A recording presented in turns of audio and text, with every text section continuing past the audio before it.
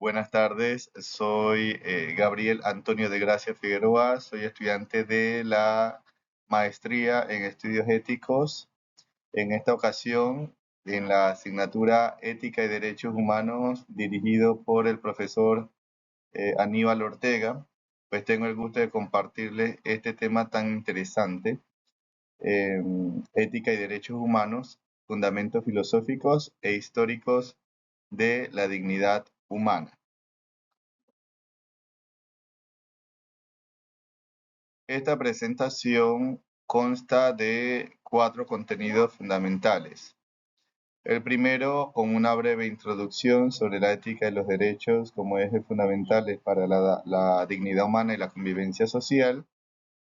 Seguiremos con el concepto y filosofía de los derechos humanos. Aquí nos detendremos un poco sobre el concepto, sobre algunas características esenciales y fundamentos teóricos, desde el derecho natural hasta el positivismo jurídico, y en la tercera parte abordaremos un poco lo que es la historia de los derechos humanos desde la antigüedad hasta el constitucionalismo contemporáneo, para terminar luego en algunas conclusiones o reflexiones finales sobre la importancia de los derechos humanos en la formación de un docente universitario.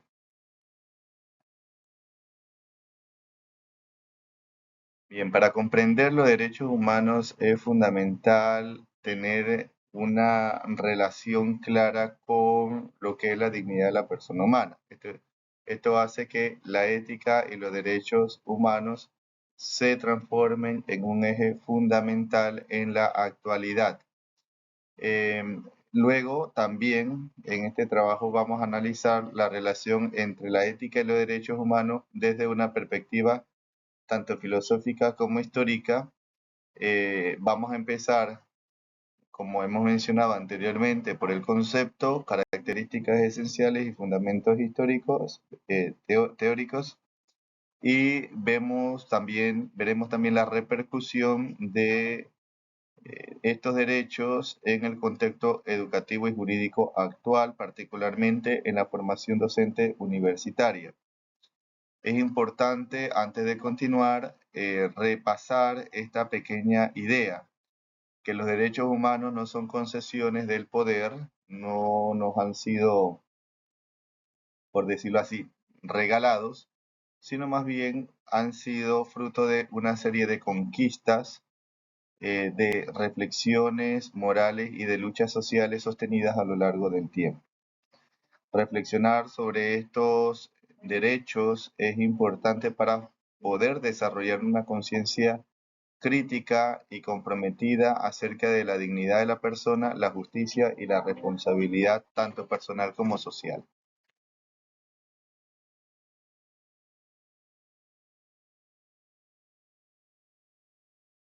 Bien, a lo largo de la historia han existido muchos conceptos o términos para referirse a los derechos humanos. Sin embargo, se ha impuesto, ¿verdad?, este concepto sobre otros, como por ejemplo derechos naturales, derechos del hombre, derechos fundamentales, derechos subjetivos públicos.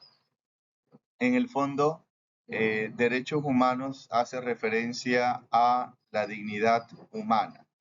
Dice Carpizo en 2011, perdón, dice que los derechos humanos son prerrogativas fundamentales que corresponden a todo ser humano en virtud de su naturaleza racional y libre, cuya protección constituye una obligación primaria de cualquier ordenamiento jurídico.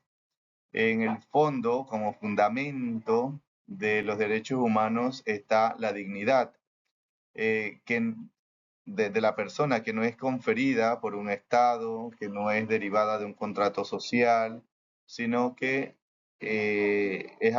acompaña al ser humano desde su existencia misma, independientemente de cualquier condición accidental como el sexo, la nacionalidad, la raza, la condición social, la religión. Entonces, la dignidad humana es de alguna manera lo que le da sustancia a este concepto de, eh, derechos humanos. Luego también hay que reconocer de que este concepto tiene una dualidad. Por un lado, pues está la dimensión ética que hace referencia a lo que hemos mencionado sobre la dignidad, y por otro lado está la dimensión jurídica que hace referencia a la exigibilidad ante instancias nacionales e internacionales, es decir, ese reconocimiento de los derechos fundamentales, esa dignidad, reconocimiento de esa dignidad de la persona sobre cualquier situación, sobre cualquier condición. Bien, ahora es importante pues reconocer algunas de las características de los derechos humanos. Esta información la estamos extrayendo de Fuertes Planas Alex de 2014. Entre estas características están la universalidad, la inviolabilidad, la imprescriptibilidad, la inalienabilidad y la interdependencia. Son 5. Brevemente, pues la primera, que es universalidad, se refiere a que todas las personas, sin excepción, tienen derechos, independientemente de su lugar de nacimiento, cultura, condición jurídica o religión. Establece que hay un umbral mínimo de dignidad que debe ser respetado por todas circunstancias, según González 2022.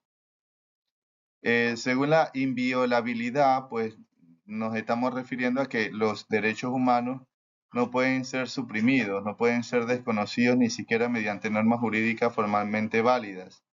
El Estado que viola estos derechos justifica la intervención del derecho internacional para tutelarlos.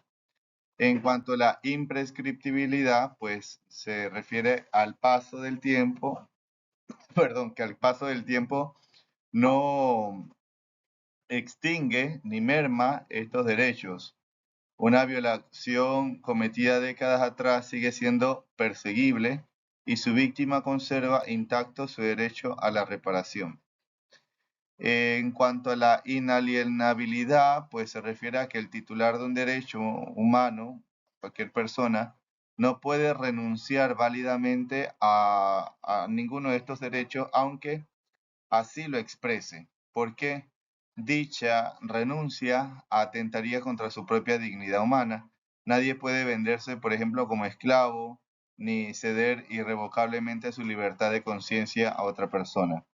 Y finalmente, la interdependencia se refiere a que los distintos derechos se condicionan y se refuerzan mutuamente, es decir, sin condiciones económicas, sin ningún tipo de condiciones que puedan condicionar su libertad, ¿ya? Y sin libertades civiles, los derechos económicos, políticos quedan al servicio del arbitrio del poder. Este principio ha sido reiterado por sistemas internacionales para garantizar pues que todos puedan gozar de lo que son los derechos, sus derechos. Bien.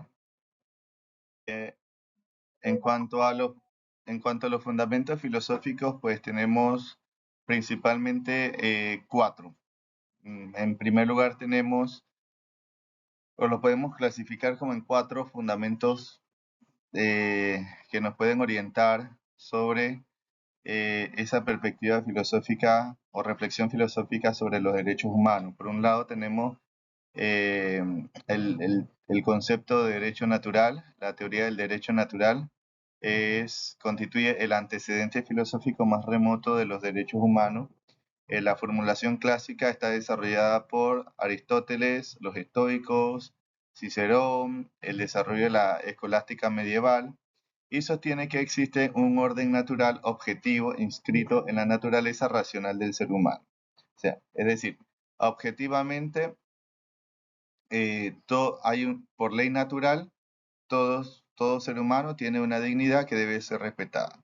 Santo Tomás de Aquino sistematiza la tradición al distinguir la ley eterna, la ley natural y la ley humana, afirmando que esta última debe derivarse de las dos primeras, de la ley natural y de la ley eterna, o de la gracia o revelación. Y la modernidad temprana, pues allí aparecen algunos autores como Vittoria, Suárez, Crosio, Pufendorf, que van laizando parcialmente la tradición naturalista al fundar el derecho natural en la sociedad racional del ser humano. Bien, entonces, aparte del derecho natural, también existe otro elemento que aporta muchísimo a la reflexión filosófica de los derechos humanos, que es el humanismo ilustrado. La ilustración en su momento supuso una reconfiguración muy profunda de la filosofía práctica, colocando la razón humana como árbitro supremo del conocimiento y la moral. John Locke, por ejemplo, identifica la vida, la libertad y la propiedad como derechos previos al Estado, cuya protección justifica la formación del contrato social. Y por su parte, Jean-Jacques Rousseau sitúa la soberanía en el pueblo y concibió la ley como la expresión de la voluntad general. Asimismo, por su parte, Immanuel Kant fundamentará los derechos en la autonomía de la razón. El ser humano es fin en sí mismo y nunca puede ser tratado como un medio. El legado filosófico, según González 2022, consta en que la dignidad, por ejemplo, según Kant, ha impregnado los documentos internacionales de los derechos humanos del siglo XX y sigue siendo una referencia filosófica hasta nuestros días. Bien, luego también tenemos el personalismo cristiano o el personalismo. El personalismo cristiano emerge como corriente filosófica sistemática del siglo XX, principalmente de la mano de autores como Jacques Maritain, Immanuel Mounier y Carlo Wojtyla. Estos conciben la persona como una unidad sustancial de cuerpo y espíritu, dotada de inteligencia y libertad, cuya dignidad trasciende cualquier categoría puramente funcional o social. El fundamento último, pues los derechos humanos tienen un fundamento último en el acto creador de Dios que dota al ser humano de una dignidad ontológica única. Y su visión del humanismo pues es integradora, pues supera el individualismo liberal que reduce los derechos a intereses privados, como el colectivismo que los subordina al bien del grupo.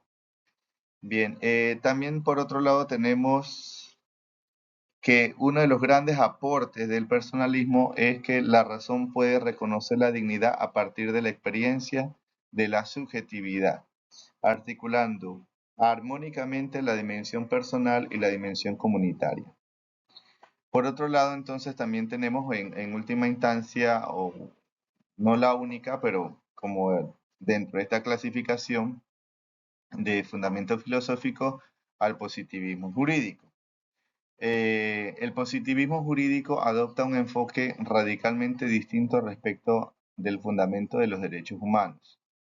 El derecho se define como un conjunto de normas que son válidas, que son promulgadas por la autoridad competente, siguiendo los procedimientos establecidos con interdependencia de su contenido moral. Su característica central consiste en que los derechos no preexisten al sistema jurídico, sino que son creados por él. Su validez depende de su incorporación al ordenamiento positivo. La ventaja de esto es una claridad, es la claridad operativa. La limitación es que no ofrece criterios para evaluar críticamente las normas positivas ni para denunciar como ilegítimo un sistema que viole los derechos y la dignidad humana. Hay una evolución con el positivismo, por ejemplo, a raíz de la experiencia del nazismo y del totalitarismo, se ha vuelto o se ha retornado a los fundamentos suprapositivos. En la actualidad, el positivismo, busca encontrar la posibilidad de incorporar criterios morales. Bien, entonces avanzamos hacia la historia de los derechos humanos. Aquí tenemos algunos aspectos fundamentales como el Código Hammurabi, como la Carta Magna de, eh, del rey Juan I de Inglaterra. Tenemos el cristianismo, ¿verdad? Y su enfoque en la dignidad y la igualdad humana.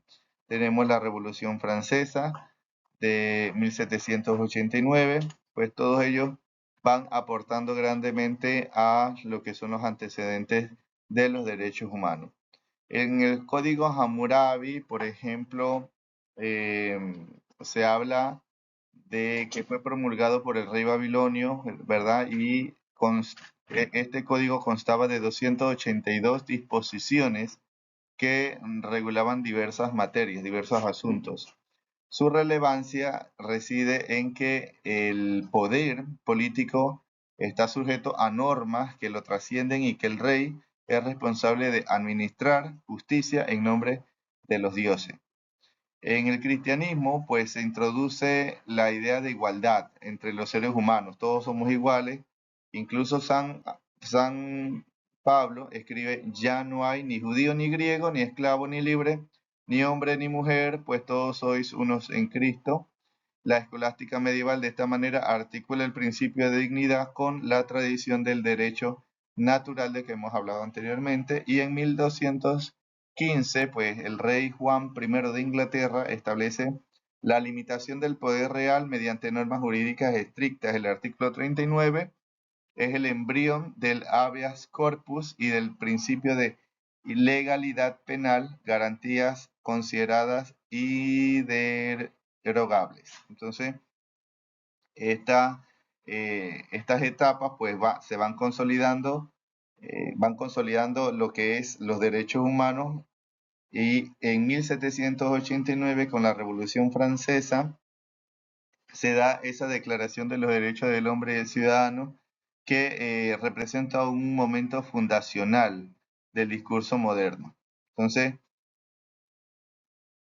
el legado trascendental de estos aspectos, pues, que la reconstrucción de estos antecedentes permite comprender por qué ciertos principios, por ejemplo, la imitación del poder, la protección de los ciudadanos, la igualdad ante la ley, han reaparecido con notable persistencia a lo largo de la historia, incluso en contextos culturales muy distintos. La modernidad, eh, la modernidad ya en el siglo XX, ¿verdad? Entonces nos encontramos con el sistema internacional y regional. eh, Avanzamos hacia la construcción de un sistema universal de protección de los derechos humanos. Específicamente en 1948 se aprueba por la Asamblea General de la ONU, específicamente el 10 de diciembre de 1948. Eh, este documento es el más emblemático. Proclama que todos los seres humanos nacen libres e iguales en dignidad y derechos, y en sus 30 artículos consagra derechos civiles, políticos, económicos, sociales y culturales.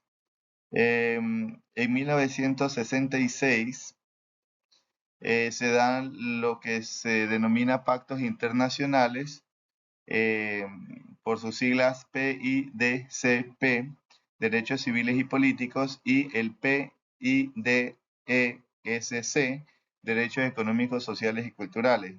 Estos pactos internacionales complementan la Declaración Universal de los Derechos Humanos y son instrumentos convencionales que crean obligaciones jurídicas exigibles, para que los estados que los ratifican, para los estados que los ratifican. En 1969, eh, la Convención Americana sobre los Derechos Humanos, o también denominado Pacto de San José, establece dos órganos de supervisión de los derechos humanos. En 1959 aparece la Comisión Interamericana, y en 1979 aparece la Corte Interamericana, con competencia para emitir sentencias vinculantes. Y Otro aspecto de la modernidad es el constitucionalismo. El neoconstitucionalismo se caracteriza por la centralidad de los derechos fundamentales, la eficacia directa de las normas constitucionales y el papel activo de los tribunales constitucionales. Aquí entran en juego diversos autores, diversos filósofos que han aportado enormemente a esta filosofía política.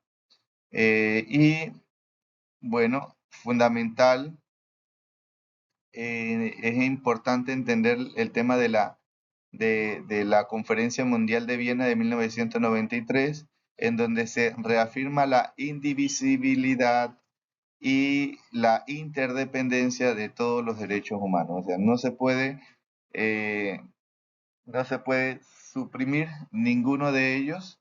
Todos ellos, perdón, forman parte de una sola, de solo un tejido que busca garantizar la dignidad de la persona.